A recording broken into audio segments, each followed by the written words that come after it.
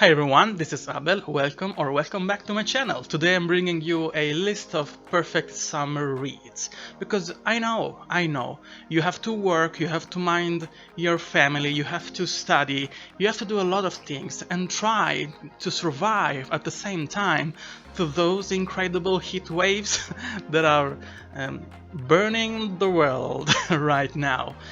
And here I am to help you, giving you a list of perfect books, and I'll explain you why I selected especially and specifically those books. And then I'll give you a reading update, 2 reviews. This is going to be great. Let's get ready. But before we start, remember that if you enjoy science fiction and fantasy books, this is the perfect place for you. So if you want to see more videos like this, please consider subscribing, leave a like, share this video. Thank you. So for me, summer reads are books that are easily digestible, easy to read, that have a good balancing between plot progression, character development, a great pacing, and a really easy to read writing style. But that doesn't mean that they cannot be complex, that they cannot have different layers and really heavy hitting themes, but they have to be built to be easily digestible. That's it. And you can argue that all of books, every novel, fantasy novel, science fiction, any kind of fiction should be built that way, to be easily digestible, but that is not often the case, because heavy themes, heavy world building, complex plot can make books really difficult to read, especially at the beginning, the first chunk, the first act of a book. So the first book I'll mention, it is extremely popular, and you know what I'm talking about. And maybe you'll think, why are you suggesting me a book that I already know, I already love? It's just to let you know what I'm talking about, okay? And the first book is Mistborn, The Final Empire, depending on the country. I know that many people call it simply Mistborn, the first one, and others call it The Final Empire. That's the perfect indicator of the kind of book I'm describing, because it is an extremely action-packed book that you can fly on because of the very easy and very readable writing style that Brandon Sanderson uses, that has a lot of action scenes, that has this huge world with an interesting concept. But you can fly through those action scenes and the progression from those protagonists, turning your brain off, exactly like the first time I read that book, without understanding anything about elements. Just reading through that techno jargon when Sanderson was trying to understand, to explain how you could push or pull, ingesting metals and doing incredible things. I understood basically nothing about it. I was just accepting my fate, accepting the fact that those people were able to do incredible things, incredible action scenes and fight, and using that in those abilities in really clever ways to influence people. And then I enjoyed the world building, the scenery, the very gloomy atmosphere, the ashes falling from the sky, and this incredibly ominous figure of the Lord Ruler, and the prophecies, and the all those foreshadowing about the heroes of ages. It was incredibly fascinating and really fun. I will say that the middle part of the book, it was a little bit slower, because this is basically a heist story, so they had to sit down and to try and figure out a way to finish their missions. But I will say that this is a really smooth read, and that's why Brando Sando himself suggests people to start, when they try to approach the Cosmere, to start reading Mistborn for just as a first novel, as an introduction to the Cosmere and to the rest of his of his works, because it's that approachable. Okay, so if you haven't read anything by Brandon Sanderson, of course you know you don't need me to suggest you anything, because of course you have documented yourself and you've been searching and scouring the internet, looking at Brandon Sanderson interviews and Reddit and everything else. But if you want a perfect summer read, let's start with this. Now let's move on. And then, of course, The Elements of Time, so The Wind of Change by Sam Paisley. This is one of my favorite books of this year, and if you know me just a little bit, if you have been following this channel for just a couple of videos, you know that I'm a certified yapper. You leave me able to talk about things that I enjoy, that I'm really passionate about. I can be really annoying, and I can stay hours talking about stuff that I like this book, that it is the perfect summer read because it has that perfect balance. It is extremely easy to read. The writing style flows beautifully. You jump from set piece to set piece, from character scene to character scene. The character development is amazing. Chef kiss. I could use this book to teach people, to newbies, people that want to learn how to write a novel, how to write good characters. You have huge and bombastic action scenes.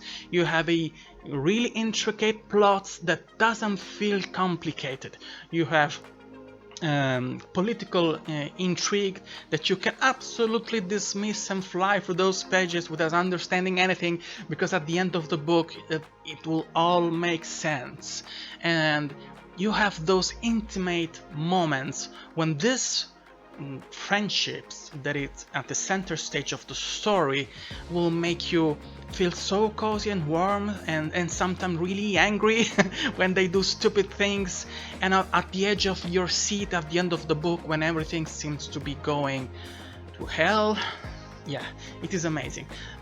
This is a story about two best friends, late young adults, almost post young adults, that are dragged in this, they're forced to be part of this intergalactic and interdimensional huge conflict. Then they realize that they have a specific rule and things that have to do, and then they have to learn to survive and to decide if they want to be part of this huge conflict. It's an amazing novel. It's beautiful. It's so incredibly well written.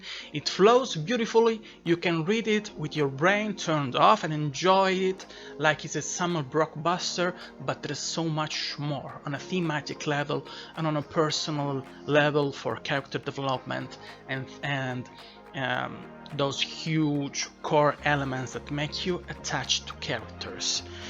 Yeah, it was an 5 out of 5 stars, 10 out of 5 stars, so go and read it. It's a perfect summer read. Ruins of the Galaxy by J.N. Chaney and Christopher Hopper.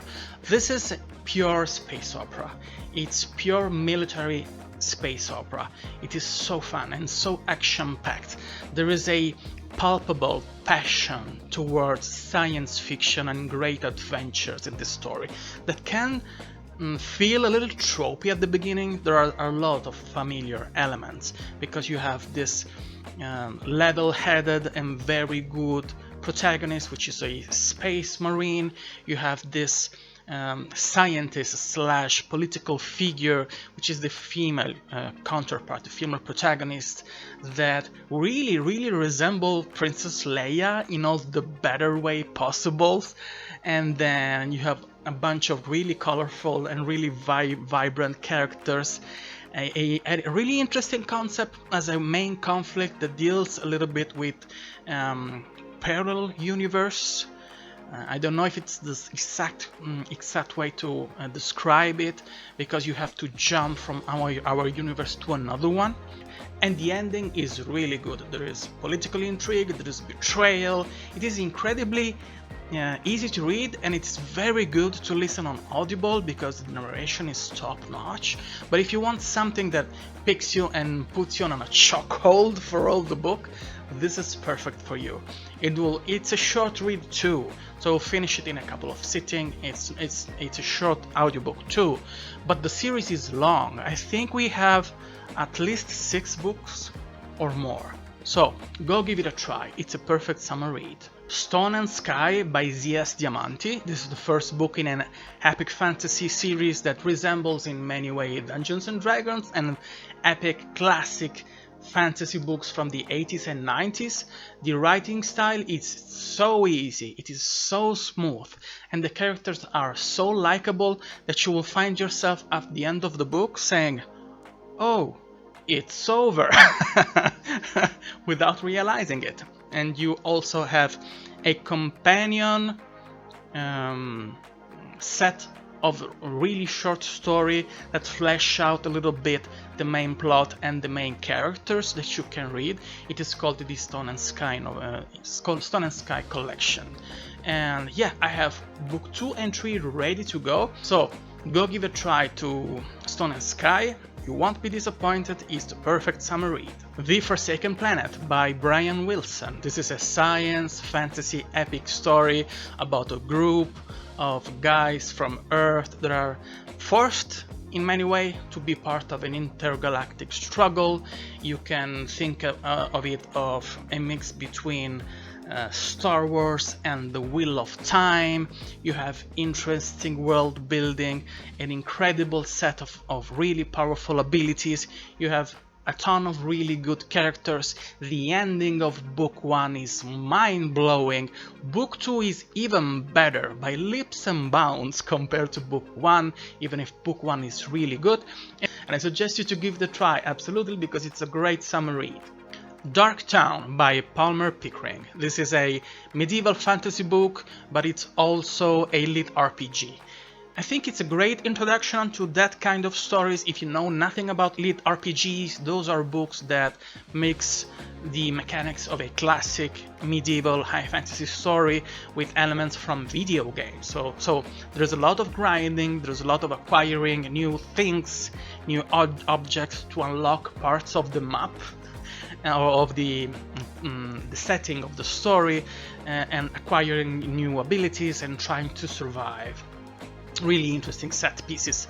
This one is light on the lit RPG side of things. It's more of a classic medieval fantasy book with a really likable cast of characters. The protagonist is a very interesting character. She's really strong-willed but also really naive at the beginning of the book, but she learns fast. She's a quick learner. And of course we have what is for me the best far part of the book, which is Alf Pint, which is a hobgoblin shapeshifter that looks like a cat when he wants, and at the same time is of course a hobgoblin. He's a really interesting and complex character. There's a lot of banter, witty banters, a lot of really interesting characters, but at the same time he has this extensive backstory that it slowly unfolds through the plot, through the development of this story of the book. So it's really interesting, really fun. The writing style is amazing. You can read it so quickly and enjoy it so fast. It's also generally a short read. As I told you, this is supposed to be the first book in a very long-lasting series, so I suggest you give it a try, and it is a very good way to introduce yourself to the works of Palmet Pickering, which is a very well-beloved and very well-known author in the indie sphere. So absolutely, go give it a try right now. Umbra by Toro. If you want something that it's a little bit more of a mix between Battlestar Galactica and a little bit of a romance plot in the story. This is really interesting with really interesting technology and a very strong character development. So if you're searching something that hits hard on an emotional level, that drags you in a story that has high stakes, but it has high stakes on a personal level for the character development, and it has that sweet balance between the progression of the plot and the growth of the characters, this is perfect for you. It is not as fast-paced as many of the books that I will be mentioning in this list, but it is really compelling. The writing style is really approachable. It is really easy to understand, even when they mention concepts that could be a little bit more complicated, and even when the stake on an emotional level are so high. So I absolutely suggest you it, of course, especially if you like a little bit of romance in your books too. Meta by Tom Reynolds. This is one of the most engaging and funny books that I have read during the last couple of years. So think about the golden age of Marvel superhero movies, and turn everything of that, all the good things of that period, all of those amazing characters and dialogues, and all the vibes and the mysteries that made us fall in love with that 10 years of amazing movies, and turn them in a very funny, very witty and very fast-paced novel.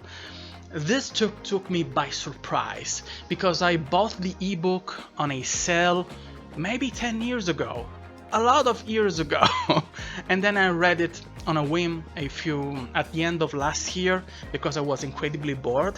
I think I was in line at the doctor, yes, waiting for a checkup, and then I started the book and I finished it in a couple of days because it's so fast and so funny. And yeah, I think if you search something like that, a pure escapism win, something that turns your brain off from the struggles of everyday life, that pulls you in a very fast adventure with a very likable main character, this is perfect for you, because the story has this specific kind of humor that you have in the best Spider-Man stories, when the protagonist has this self-deprecating attitude, but at the same time he is gaining more and more amazing, incredible abilities that almost makes him overpowered, because he can make incredible stuff and achieve incredible rewards for that. Yeah, it's really unique, because it's not easy to catch that lightning in a bottle that was those 10 years of amazing movies. We're seeing it right now. It looks like those amazing 10 years cannot be replicated. That what we have right now with superheroes, it's always more of the same, really still, and sometimes not that compelling on a narration level, but this one is amazing. And everyone says that this is maybe the weakest book of the series, because all the others are even better. So yeah, I can't wait to read more about this series, and you should absolutely check it out, because this is the perfect summer read. Can I do and record an entire video without mentioning Josiah Rosell? I cannot.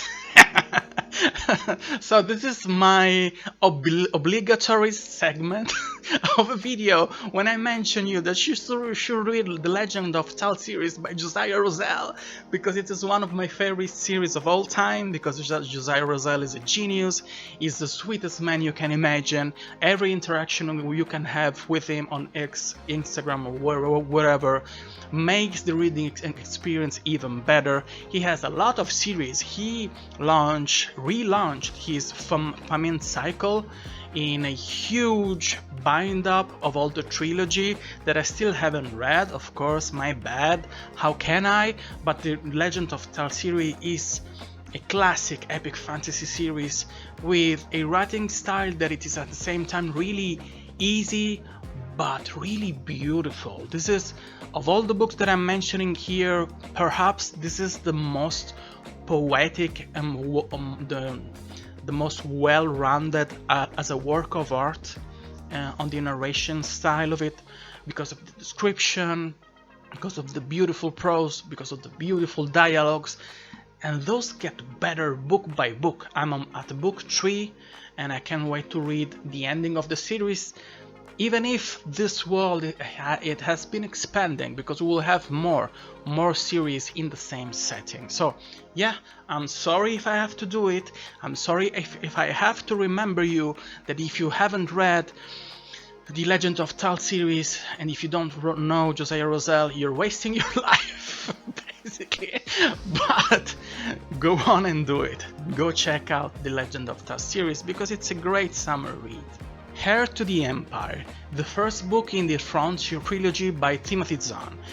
If, like me and millions other people, you're in good company, being absolutely heartbroken and really you've been let down many years and many ways by modern Star Wars, do not worry. Do not worry, there is something else. You can go and read the novels and the many comic books from the original Star Wars canon that was unceremoniously laid off and cut away by Disney overlords. This is a direct continuation of the original trilogy, so you have Luke, you have Han and Leia, and you have the new big bad villain that it is the Grand Admiral Thrawn. This is a really quick read, really action-packed, to a fault, because Timothy Zahn doesn't use any kind of description for anything. So it is not descriptive at all, but it goes straight to the point. The plot is very fun, sometimes a little bit silly, but it is really enjoyable, and it captures perfectly the vibes and the scope and the atmospheres that made Star Wars what it is, what it was. Because before the actual climate that surrounds many Star Wars production, aside Endor and Rogue Ones that are absolutely amazing, absolutely unbelievably good, painfully good, so go and watch them. But if you want a novel set in the Star Wars canon, the old Star Wars canon, go read this trilogy, absolutely. Eclipse by Herman Steuernagel. This is the beginning of an epic space opera with elements of dystopia, because there are a huge lie that forced people to live in a specific way at the beginning of the book, and you have two main POVs, one from a guy that is very wide-eyed, really naive, and from a pilot that has a really dark past and that she has to struggle with the current state of her family and with a very difficult, very dangerous job that she has to do. And at the end of the book they finally merge those two points of views, and it ends on a really painful cliffhanger. So I have to go and read the rest of the book. But this is short, sweet, straight to the point, with great description, great action, and a lot of tension and high stakes. In many ways this works like a thriller, like a psychological thriller in many ways, but it has those atmospheres of dystopia and epic space battles. So it's very easy to read. Herman Steuernagel launched a very successful Kickstarter campaign with a cozy fantasy that I have on my Kindle and that I'm probably going to read really soon. That is supposed an even better summer read. It's the Bartender between Wurts, I think. I'll put the cover right here. But yeah, go check it out. Eclipse was amazing, and I'm pretty sure that this one is very good too. Contagioin by Erin Bowman. This is a dystopian sci-fi, a little bit spooky novel. This is one of the few young adult novels that I have read during the last 10 years that are able to cross the line, the divide between a young adult novel and an adult science SFF novel. This is really effective, really well written, incredibly well plotted story. It has all of those tropes of the eerie science fiction that we love, like Alien, because there is this really spooky, really dreadful menace surrounding a exploration on a colony planet.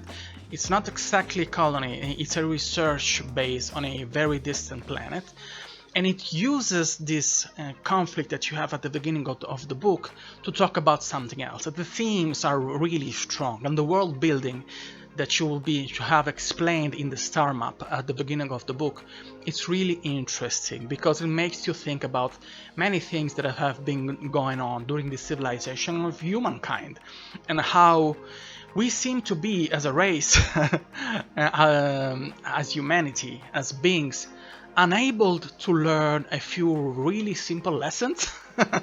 But the book is really interesting. There is an underlying atmosphere of danger that you can actually feel, and the characters are absolutely great because most of them, even the one that you think are villains, they have really strong motivations, and the protagonists are good, but they're not vanilla good, okay? They have nuances and they're able to do really awful stuff to survive. So yeah, don't be afraid to this label. This is young adult, of course, because the age range of the protagonist is young adult, and there's romance too, but it's not cheesy and it doesn't overtake the story.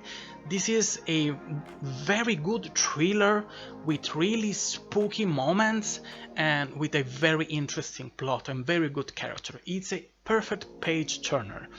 Even if the chapters are really long, they're split in subsections because you have then, I think it has only 10 chapters, if I'm not mistaken, for almost 500 pages, but all those chapters are then split with sub-chapters with point of views and the name of the character at the beginning of that point of view. This was a 5 out of 5 read. I've read it many years ago, but I still think about it because it was that good. This is the first book in a duology. Book 2 was really strong too, but I love book 1 more, and you should absolutely check it out. It's a great summer read. Do you want to read some graphic novel? Read Dragon Tooth. This is a series of graphic novels that are now being published in bind-ups in 3 volumes. All of those 3 volumes contain 4 of those comic books, so there are 12. I think that the 3rd volume, the last one of this hardcover collection, should be published around now or at the end of August, I don't remember. This story is amazing. This is a sequel to the Expanse TV show, and it's set between the gap that we have between books 6 and book 7. It has great art direction, a lot of incredible characters that are very coherent and very close to what we have seen in the TV shows. Not so much to what we've seen in the books, because there are quite a lot of change, even if thematically the book and the TV show are really close, and they never contradict themselves. It's a very well done adaptation, the TV show. The comic books, they stay so close to the TV show, they're so close to the original material there, that it's like actually watching 2 new episodes of the show. The characters are very good, the dialogues are amazing, the writing style is very good, and the art style is so well done that it actually give us what we all want. So more of the Expanse, more episodes of that amazing TV show. Yeah, if you were left heartbroken at the end of the TV show because you wanted more, this is the perfect way to have more. And of course, it's a graphic novel, it's easy to consume, it's a great summer read. Guild of Tokens, if you want some urban fantasies, this is one of the best urban fantasy books I have ever read, even if admittedly I don't have this extensive catalog of urban fantasy books, because I usually prefer books that are set in a completely different world, but this one is set around New York, and it has all of that you can expect from urban fantasy books, with fantasy elements spilling into our world and changing the dynamics of our world, but it has this really interesting dynamic of the Guild of Token, the way it works and the way the character is trying to acquire and to go through this set of challenges to acquire tokens and to advance in this hidden society. The protagonist is really good. She has this snarky attitude. She is really relatable because she's really stressed out. She lives a really relatable life. She has work, she has a lot of stress, she has to deal with the environment that she has at work, that it's not exactly the best, and she craves for something else, for something interesting, something that shakes up her life. And when she finally meets when we begin the story and she finally understands that she has a chance to completely change and shakes things up with this mechanic of the Guild of Token, and then she realized that this is really dangerous and that all of those changes can actually lead her to get unalived and she has to do a bunch of really hard decisions. It is really interesting to see, to testify her train of thoughts, how she deals with all of that. It's amazing, it's a great story, and I would punch myself and slap myself on the face because I didn't get to, I still haven't got to read book 2, but it is really good. You have the audiobooks that you can buy with very favorable prices and discount on the author's website, and then you have those same audiobooks that are really highly praised with high production values on YouTube too. So if you want to support the author and you want to help him keep being an author and pay for the bills with those books, you can buy the books, you can buy the paperback, you can buy the hardcover, you can buy the audiobook, but you can help him grow his YouTube channel too. So go give him a try. Guild of Token is amazing. John Auerbach is a great author. It's a great summer read. The Collapsing Empire by John Scalzi. This is the first book in a space opera trilogy that it is so well written. It is actually annoyingly well written because John Scalzi has this ability to write really compelling story, really complex storylines with very compelling characters, but make it fun because of the dialogues, because of the internal dialogues, or because of the internal struggle. You'll find yourself cackling many times while you read these books because they have those amazing characters. Admittedly, book 1 and 2 are the best.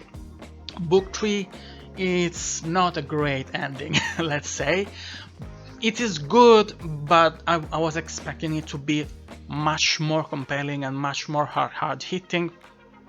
But the ideas, the technology, the future that we see in these stories are so good, and the few action scenes that we have, because it's not that hard on the action aside maybe the ending of the third book, are really well done. And those are short books because generally John Scalzi doesn't write very long books, and I've heard that he has this really lucrative and really good deal with Thor books for another 10 novels starting from 2029. He has to finish his previous deal and publish his last book in 2025, then we'll have this 4 years gap and the rest. So that is the reason why he's so popular, why has been described like one of the masters of modern science fiction in general, because those books are so compulsively readable. So go and read The Collapsing Empire, you'll thank me later. It's a great summer read. Quick reading updates. I'm finally reading The Curse of the Mistwraith by Janny Wurts, and I can finally understand why many people say that this is really difficult, this is so hard to follow, this is mind-boggling. No, I don't think so. It's just that it has a really extensive vocabulary. A few words are archaic, a few words are not used anymore. This is a 30 years old novel. Yeah, I think it was written more than 20 years ago. 1994? Can this novel be 30 years old?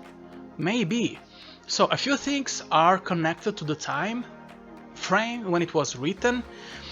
It is really highbrow on the writing style because the phrases, the way words are put together can be a little bit complex at times, but I think that you have just to power through the first couple of chapters and then you enter the vibes. And if you're forced to search for words on your vocabulary because you don't know the meaning of those words, that's a good thing because it makes you more interesting. It will make your personal vocabulary larger and will help you express yourself better. There's nothing wrong with having complex words and trying to intersperse a few less known words in your daily life. It's a good thing. and the story is really interesting. The introduction of the two main protagonists is so unique. I think I have never heard anything like that. I never read anything, especially from the first protagonist. The way it's been handled, the introduction of this swine, this Lord of Darkness, this Master of Darkness, is really, really interesting. There is a dichotomy between the worldview that those two characters have, that it's so nuanced, because the book plainly tells you at the beginning that this it's trying to avoid a clear view of good and evil, that you should not read this book on a superficial manner. So this is maybe not a great summer read, but yeah, use that line, that list, if you want something easy to read and really easily digestible. This is definitely a complex book. This is for grown-ups. This is for expert fantasy readers, of course, and by reading it, it makes me feel better for myself because I have this satisfaction every time I finish a chapter. I say, yeah, this was really complex, this was really difficult, but this is really good. But anyway, I don't think it is that difficult as many people say it is, that complex. It is just expertly written, and it has a very deep vocabulary. Yeah, I think it's a good thing. But let's proceed, let's go to the actual reviews. Child of Vanris by Nikki McCormick. This is one of the books that I've been reading and reviewing and judging for the SPFBO 010 Spiff box of this year, which is this competition that help you pick and select the best indie fantasy books. And this was really good and really enjoyable. It is an epic fantasy, high fantasy book about this guy that comes from a tribe of, they look like elves, they don't work exactly like elves, they have pointed ears, but he has grown up in another place, another country, with a man that treats him like a son, and then something happens and he is forced to leave behind that quiet life that he had with that man that he considered like a father. It is heartbreaking in the beginning when this poor guy is forced to lose and to ditch his naivete all at once, and it is really hard hitting because he is there forced and trying to understand what is going on with the world around him. And it is very well done, really compelling, because he is a frail person. He has to acquire all of the experience that he needs to deal with people, to understand how the world works, to gain some confidence, to be able to speak about what he wants, what he believes in, and to understand friendships and complex relationships. So it's a very good coming of age story that in a few moments leaves you a little bit questioning if you're understanding the story properly, because in a few sections, especially in the first act, there are a few cuts that are a little bit jarring, and you jump from scene to scene without understanding properly what happened, and you ask yourself, is the author deliberately trying to hide things with those gaps, with these jumps, to trying to take out a little bit of information from what I'm reading to build up mysteries? Yeah, you have to read the books to get the answer to that. But the characters are really good, are really fleshed out. The story has this slow pacing at the beginning, I think around until the 30-35% of the book. There's a lot of build up to do because of the characters. This is not really heavy on lore and world building. If you have read any kind of epic fantasy or a medieval fantasy book, you'll digest it really easily. There is more to the surface of that really familiarly looking setting, but it's not difficult to understand it. Of course, I don't think it was the focus of the story to have this extensive world that was completely different from what we are familiar with. And it's a good thing, because you can focus on the character relationship that are made very good. Especially at the beginning of the book, you have this blossoming bromance, you can call it, this relationship between two guys. This is not romantic, but it is just best friend, but really special best friends, because you see that in the culture of these people, they are assigned a friend for life when they're really young. So they'll have a person that will be their best friend as a brother, more than a brother, for the rest of their life. And given the fact that the protagonist has been separated from his supposed best friend for most of his life, I think he's around 17 at the beginning of the book, he has to reacquaint himself with that supposed best friend. And there are a lot of things that you don't know, a lot of mysteries, and he rightly harbors a lot of suspicions about that culture and what he's going to find when he gets home. There's a lot of conflicts, a lot of battles. It's really fun. It's really well described, the action scenes too. But it is short. It is 350 pages long, and it is very evidently the beginning of the story. I think the meat and bones of the story will be mostly fleshed out in the rest of the series. 3 books are out, 2 are out, the third I think it's coming out soon, or it's been released recently. And I've seen on the website from the authors that a 4th book is planned. I don't know if this is a quartet or if it is supposed to be more, but it was compelling as an introduction of the series. I would have loved to have a little bit more on the world building side, on lore, because epic fantasy and high fantasy are exponentially better the more lore you're able to interwoven with prophecies and ancient civilization, lost cities, all of those tropes that we love. And if you're really light on those, you can do that like Robin Hobb does, that it's really light on world building in the beginning, and you have something more, a little bit more, just at the end of the 3rd book. But they focus on characters, and when they focus on characters and character relationships, they need to be much longer than this. They need to be much more fleshed out. We need to spend a lot of time with those characters to deeply understand them and to actually deeply care for them. So this was done really well. It is really easy to read, it's really approachable, the writing style is really clear, it flows really smoothly, but I would have loved it to be a little bit more complex on the world building and lore side of it. And the plot unfolds really easily. There are a few moments that pulls the rug from under your feet, but it could have been much harder hitting and more dramatic and more powerful. I don't know if I can, if it is about the target audience. I've read other reviews on Goodreads. Some call it a young adult book, some call it an adult fantasy book. I don't know exactly how to categorize it, because categories on Amazon are extremely unreliable. I've been seeing The Rhythm of War by Brandon Sanderson being described as books for kids on Amazon, so I don't know.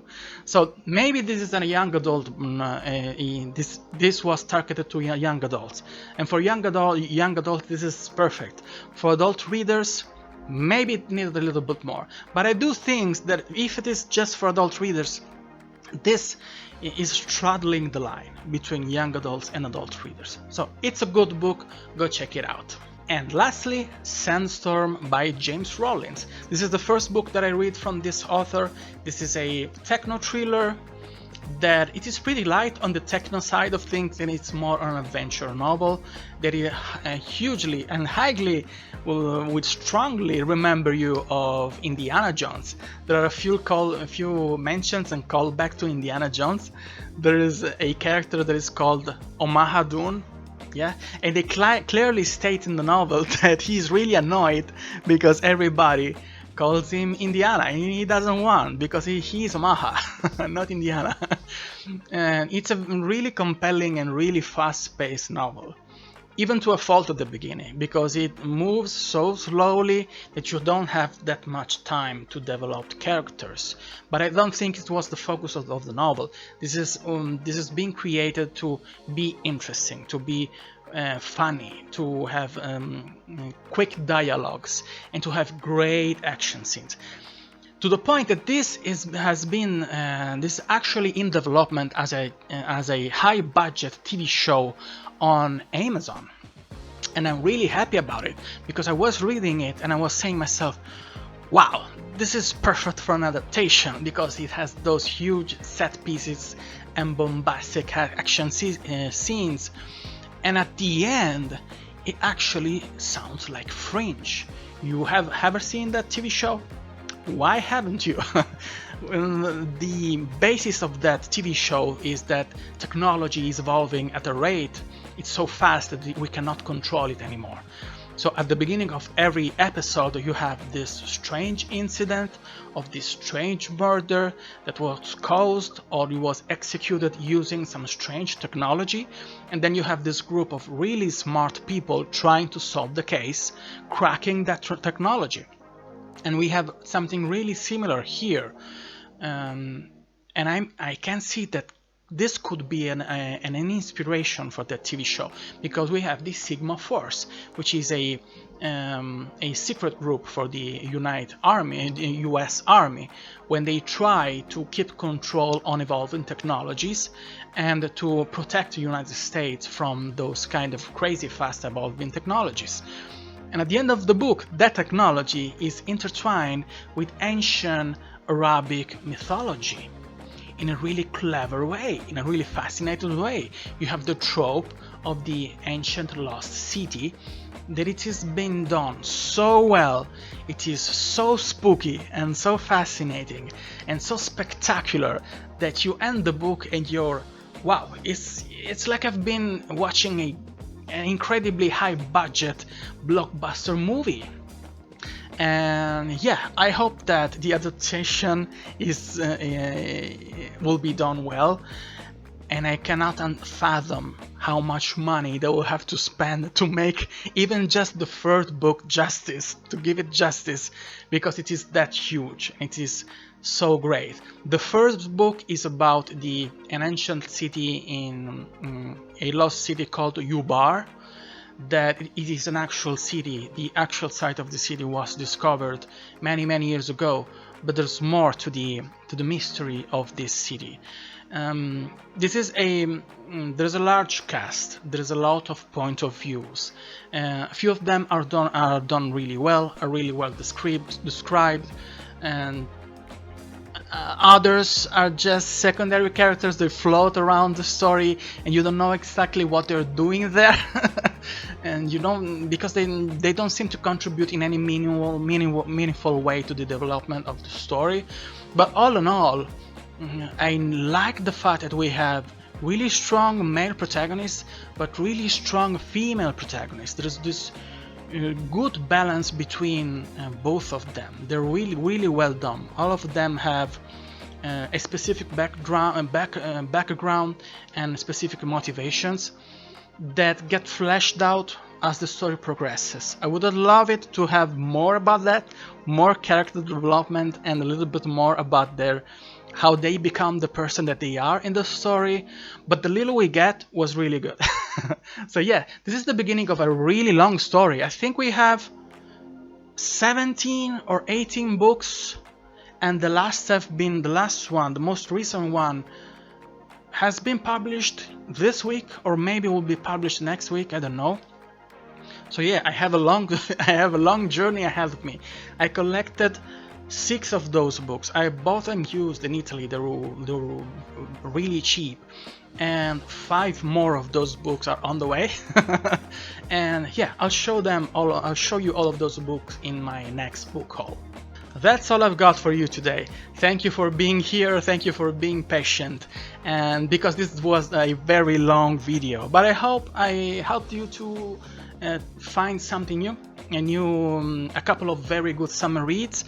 And this has been really difficult because this is really hot and I'm sweating my back off to record this. So maybe we'll have another video during the next month in August, but here in Sicily, August is living hell, so I don't know if I will be able to record, because today is an incredibly hot day, but it will get worse. So if you have no news from me, if you see no videos from me, do not be worried. I'm simply trying to survive the weather. Okay, I will update you on the community post, but you can follow me on Instagram and on X. Okay, hopefully I will see you in another video on August, but we'll absolutely have another one for the next self-published science fiction competition, okay, in September, and probably a bonus video with an interview. Let's see if we're able to do it, because of course it is hot around here, okay? Thank you for being here again. If you want to see more videos like this, you have more videos like this here. And please consider subscribing, leave a like, share this video. Thank you again. Bye.